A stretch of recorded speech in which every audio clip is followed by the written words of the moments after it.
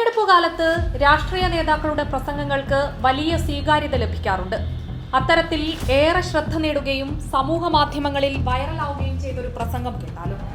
കാൺപൂരിലെ ആർത്തിരമ്പിയ ജനക്കൂട്ടം, ചുട്ടുപൊള്ളുന്ന വെയിൽ, തെരഞ്ഞെടുപ്പ് ചർച്ചകൾ സജീവമായ വേദിയിലേക്കാണ് അയാൾ കടന്നുവരുന്നത്.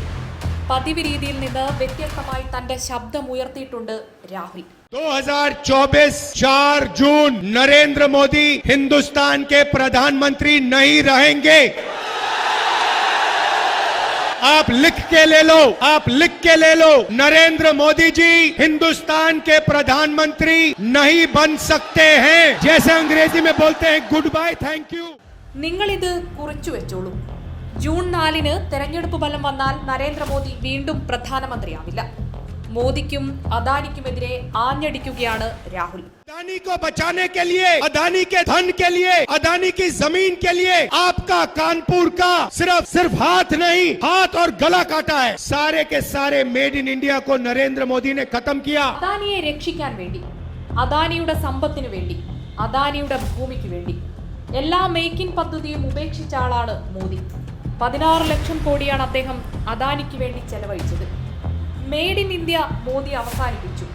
ഇതൊക്കെ പോരാഞ്ഞിട്ട് കാൺപൂരിലെ ജനതയുടെ ഭൂമി പിടിച്ചെടുത്ത് അദാനിക്ക് നൽകി. സോളാർ, പ്രതിരോധ മേഖല ഇവയെല്ലാം അദാനിക്ക് പണയം വെക്കുകയും ചെയ്തു.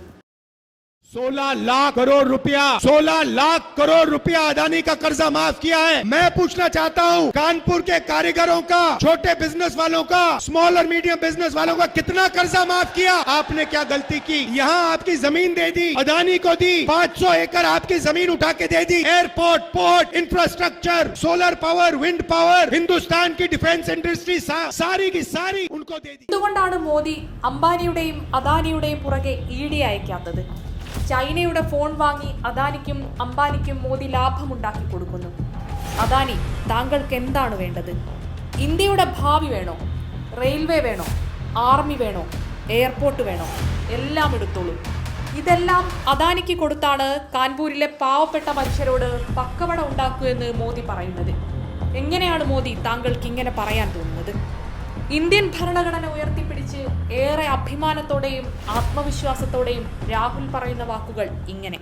चलाओ, अदानी को कहते हैं पैसा गिनो, टेम्पो में भेजो मुझे। तो मोदी जी, अगर अदानी और अंबानी काला धन देते हैं तो आपने उन पर सीबीआई ईडी की इंक्वायरी क्यों नहीं कराई? क्योंकि वो आपके मित्र हैं। छोटे बिजनेस वालों पर टैक्स, किसानों पर टैक्स, गरीबों पर टैक्स। इस जीएसटी को हम बदलने जा रहे हैं। एक टैक्स होगा, कम से कम टैक्स होगा, और अदानी और अंबानी के फायदे वाला टैक्स। ഇന്ത്യയിലെ ജനങ്ങൾ ഏറെ പവിത്രതയോടെ കാണുന്ന ഒന്നാണ് നമ്മുടെ ഭരണഘടന. ഇത് നശിപ്പിക്കാൻ ഒരു ശക്തിക്കും കഴിയില്ല. അംബേദ്കറും ഗാന്ധിജിയും നമ്മുടെ ഇന്ത്യക്ക് തന്ന സംഭാവനയാണിത്. ഇത് നശിപ്പിക്കാൻ RSSും മോദിയും ഒന്നും പോരാ. ലോകത്തെ ഒരു ശക്തിക്കും അതിന് കഴിയില്ലെന്നും രാഹുൽ പറയുന്നു. ने दिया है, ये अंबेडकर जी ने दी, महात्मा गांधी जी ने दी, और ये हिंदुस्तान की जनता ने दिया है। ये किताब, इसमें आपकी आवाज है, ये आपकी आत्मा है, ये आपका दिल है, ये आपका भविष्य है। इसको नरेंद्र मोदी फाड़ कर फेंकना चाहते हैं, इसको RSS के लोग खत्म करना चाहते हैं, और मैं आपसे कह रहा हूं, RSS छोड़ो, नरेंद्र मोदी छोड़ो।